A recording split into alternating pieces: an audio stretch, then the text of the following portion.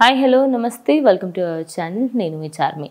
అబ్బాయి అటు హీరోగా, అదేవిధంగా మనకి అటు క్యారెక్టర్ ఆర్టిస్ట్గా కూడా, అదేవిధంగా ప్రొడ్యూసర్గా కూడా, డైరెక్టర్గా ఆయన అన్ని వర్గాలలో, అన్ని రంగాలలో తన వంతు ప్రయత్నం అయితే ఖచ్చితంగా చేశారు.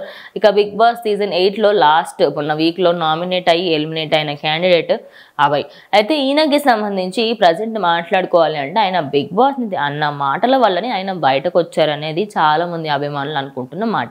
అయితే ఆయన బయటకు వచ్చిన తర్వాత ఇచ్చిన ఇంటర్వ్యూలలో మాత్రం ప్రతి ఒక్కరు ఒక్కొక్క స్ట్రాటజీ వాడతారు. నేను కూడా ఒక స్ట్రాటజీ వాడాను, కానీ అది నాకే బెడిసి కొట్టింది అనే విధంగా.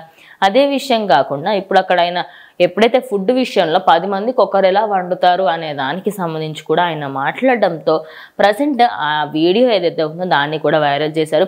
అక్కడ ఫుడ్కి చాలా ఇబ్బంది అయ్యేదని, అసలు టాస్క్ జరుగుతున్న టైంలో కూడా చాలా మటుకి ఆకలైనప్పటికీ కూడా ఫుడ్ సోర్స్ అనేది చాలా తక్కువ ఉండేదని, మరి ఇంత తక్కువ ఉన్నప్పుడు ఇలాంటి పరిస్థితి నెలకొంటే చాలా అంటే చాలా కష్టంగా మారుతుంది. కాబట్టి దీనికి సంబంధించి నేను తిట్టాను అనే దానికి నన్ను బయటకి తీశారు అంటే నేనైతే అది నమ్మలేకపోతున్నాను. ఒక విధంగా అది కరెక్ట్ కూడా కాదు అని చెప్పేసి అయితే అబ్బాయి చెప్పుకొస్తున్నారు.